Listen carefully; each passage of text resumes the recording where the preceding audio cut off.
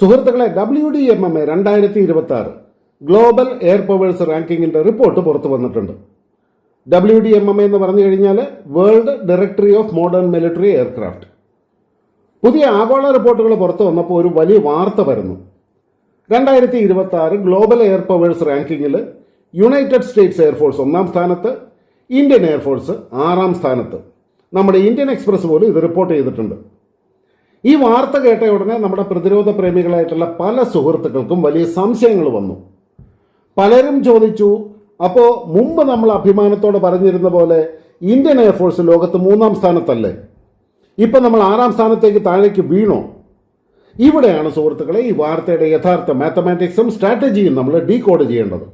ആദ്യം തന്നെ വളരെ വ്യക്തമായിട്ട് പറയട്ടെ, ഇന്ത്യൻ എയർഫോഴ്സ് നമ്പർ 3-ൽ നിന്നും നമ്പർ 6-ലേക്ക് വീണു എന്നത് തികച്ചും തെറ്റായ ഒരു വിശകലനമാണ്.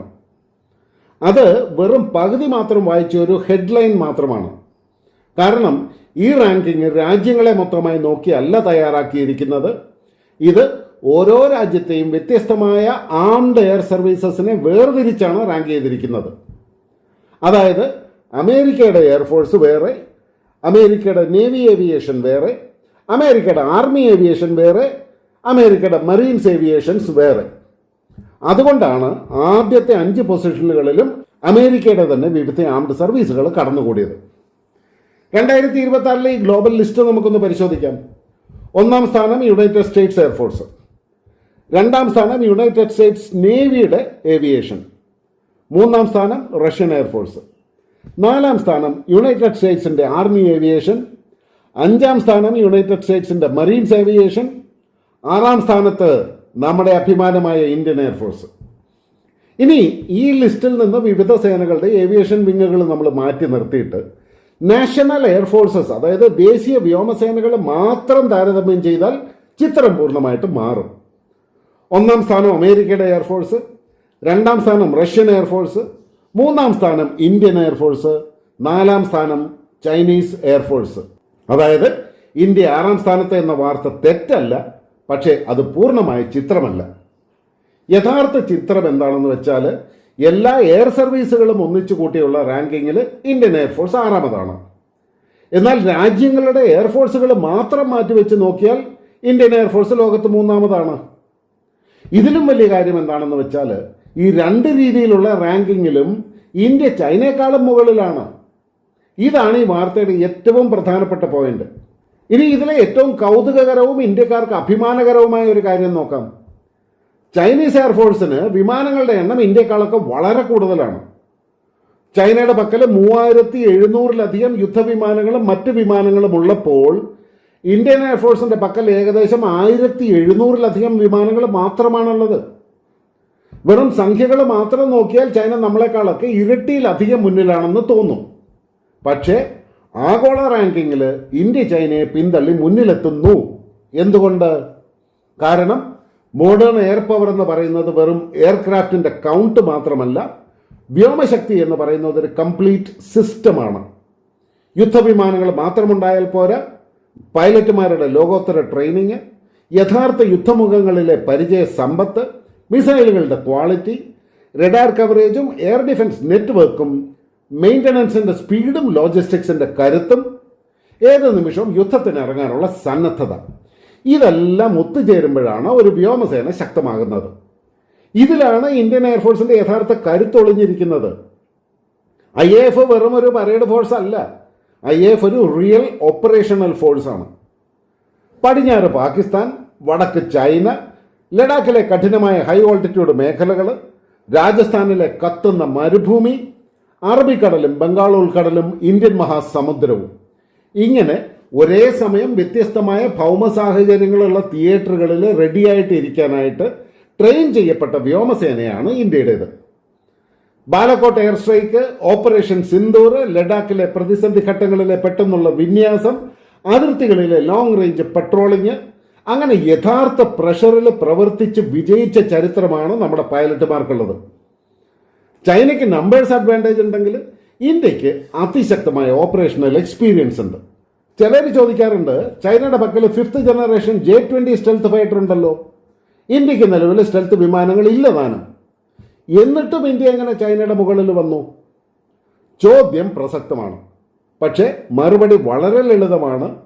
ഒരു സ്റ്റെൽത്ത് ഫൈറ്റർ സ്വന്തമായി ഉള്ളതുകൊണ്ട് മാത്രം എയർ സുപ്പീരിയോറിറ്റി നേടാൻ കഴിയില്ല.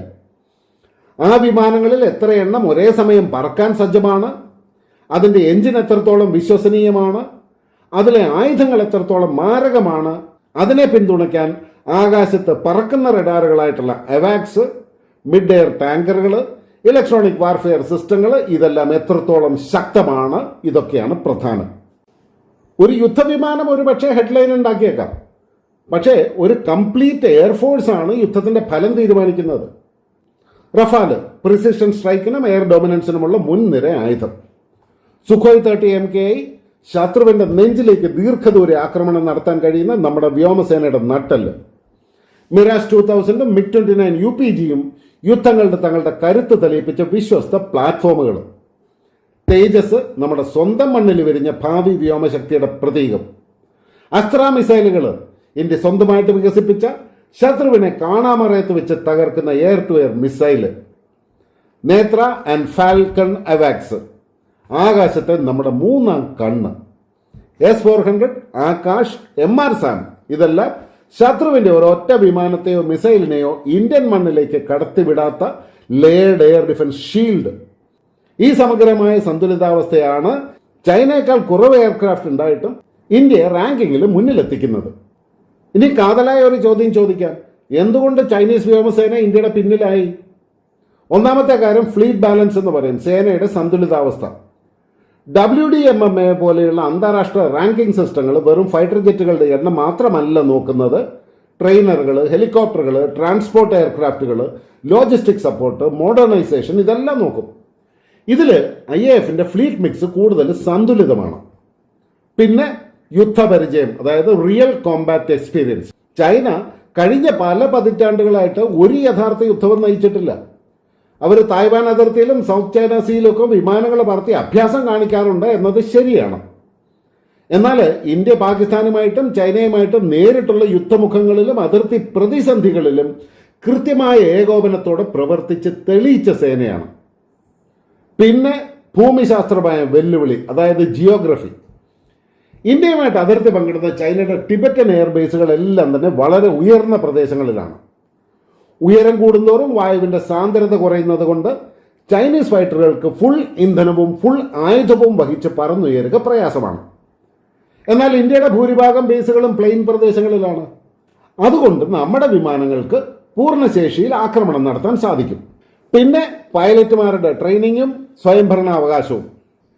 ഇന്ത്യൻ പൈലറ്റുമാർ അമേരിക്കയുടെ റെഡ് ഫ്ലാഗ്, ഫ്രാൻസിന്റെ ഗരുഡ, ഓസ്ട്രേലിയയുടെ പിച്ച് ബ്ലാക്ക് തുടങ്ങിയ അന്താരാഷ്ട്ര എക്സസൈസുകളിൽ പങ്കെടുത്ത് ലോകത്തെ ഏറ്റവും മികച്ച തന്ത്രങ്ങൾ പരിശീലിച്ചവരാണ്. മാത്രമല്ല അടിയന്തര ഘട്ടങ്ങളിൽ സ്വന്തമായിട്ട് തീരുമാനമെടുക്കാനുള്ള സ്വാതന്ത്ര്യം ഇന്ത്യൻ പൈലറ്റുമാർക്കുണ്ട്. ചൈനീസ് പൈലറ്റുമാർ ഇപ്പോഴും കടുത്ത ഗ്രൗണ്ട് കൺട്രോൾ നിർദ്ദേശങ്ങളെ ആശ്രയിക്കുന്നവരാണ്. പിന്നെ mixed technology and surprise factor, അതായത് ഇന്ത്യയുടെ പക്കൽ റഷ്യൻ, ഫ്രഞ്ച്, തദ്ദേശീയ സാങ്കേതിക വിദ്യകളുടെ ഒരു മിശ്രിതമുണ്ട്. സുഖോയ് 30 വിമാനത്തിൽ ബ്രഹ്മോസ് മിസൈലോ റഫേൽ വിമാനത്തിൽ മിറ്റിയോർ മിസൈലോ വരുമ്പോൾ ശത്രുവിന് നമ്മുടെ അറ്റാക്കിംഗ് പാറ്റേൺ എങ്ങനെയായിരിക്കും എന്ന് പ്രവചിക്കാൻ സാധിക്കില്ല. ഇതുകൂടാതെ ചൈനയ്ക്ക് Taiwan, Japan, south China sea, US നേവിയുടെ ഭീഷണി എന്നിങ്ങനെ പല ഫ്രണ്ടുകളിൽ ശ്രദ്ധിക്കേണ്ടതായിട്ടുണ്ട്. അതുകൊണ്ട് തന്നെ അവരുടെ 3700 വിമാനങ്ങളും ഇന്ത്യക്കെതിരെ ഒന്നിച്ചു കൊണ്ടുവരാൻ ചൈനയ്ക്ക് സാധിക്കില്ല. സുഹൃത്തുക്കളെ, അമിത ആത്മവിശ്വാസം അപകടമാണ്. റാങ്കിങ്ങിൽ നമ്മൾ മുന്നിലാണെന്ന് കരുതി നമ്മൾ ഒട്ടും അലസരാകാൻ പാടില്ല. ചൈന അതിവേഗം തങ്ങളുടെ പോരായ്മകൾ പരിഹരിക്കുകയാണ്. ഭാവിയുടെ ആകാശ യുദ്ധങ്ങളിൽ ഇന്ത്യ വിജയിക്കണമെന്നുണ്ടെങ്കിൽ നമ്മൾ അടിയന്തരമായിട്ട് പരിഹരിക്കേണ്ട 5 വെല്ലുവിളികളും നമുക്കുണ്ട്. ഒന്നാമത്തേത് സ്ക്വാഡ്രൺ ഷോർട്ടേജ് തന്നെ. ഇന്ത്യൻ എയർഫോഴ്സിന് അനുവദിക്കപ്പെട്ട 42 ഫൈറ്റർ സ്ക്വാഡ്രനുകളിൽ നിലവിൽ നമ്മൾ വളരെ താഴെയാണ്. രണ്ടാമതായിട്ട് എൻജിൻ ഡിപ്പെൻഡൻസി. നമ്മൾ സ്വന്തമായിട്ട് വിമാനങ്ങളും റഡാറുകളും മിസൈലുകളും നിർമ്മിക്കുന്നുണ്ടെങ്കിലും തദ്ദേശീയമായ ജെറ്റ് എഞ്ചിൻ സാങ്കേതിക വിദ്യ സ്വന്തമാക്കുക എന്നതായിരിക്കണം ഇന്ത്യയുടെ അടുത്ത വലിയ മിഷൻ. മൂന്നാമതായിട്ട് കൂടുതൽ അവാക്സുകളും ടാങ്കർ വിമാനങ്ങളും നമുക്ക് ആവശ്യമുണ്ട്. ദീർഘദൂര യുദ്ധങ്ങളിൽ ഫൈറ്റർ ജെറ്റുകൾക്ക് ഇന്ധനം നിറയ്ക്കാനായിട്ട് കൂടുതൽ മിഡ് എയർ റീഫ്യൂലിംഗ് ടാങ്കറുകളും ശത്രുവിമാനങ്ങളെ ദൂരെ നിന്ന് തന്നെ നിരീക്ഷിക്കാനായിട്ട് കൂടുതൽ അവാക്സ്, അതായത് ആകാശ റഡാർ വിമാനങ്ങളും ഇന്ത്യക്ക് ആവശ്യമുണ്ട്. നാലാമതായിട്ട് ഡ്രോണുകളും ഇലക്ട്രോണിക് വാർഫെയറും. സ്വാം ഡ്രോണുകൾ, ലോയിറ്ററിംഗ് മിനീഷൻസ്, ഇലക്ട്രോണിക് വാർഫെയർ സിസ്റ്റങ്ങൾ എന്നിവയിൽ ഇന്ത്യ ഇനിയും സ്പീഡ് കൂട്ടണം. അഞ്ചാമതായിട്ട് പ്രൊഡക്ഷൻ സ്പീഡ്, അതായത് ഉൽപാദന വേഗത. പ്രോട്ടോടൈപ്പുകൾ ഉണ്ടാക്കിയാൽ മാത്രം പോരാ, അവ മാസ് പ്രൊഡക്ഷൻ നടത്തി സമയബന്ധിതമായിട്ട് വ്യോമസേനയ്ക്ക് നൽകാനായിട്ട് HAL, DRDO, പ്രൈവറ്റ് സെക്ടർ സ്റ്റാർട്ടപ്പുകൾ എന്നിവ ഒരുമിച്ച് ഒരു നാഷണൽ മിഷൻ പോലെ പ്രവർത്തിക്കണം.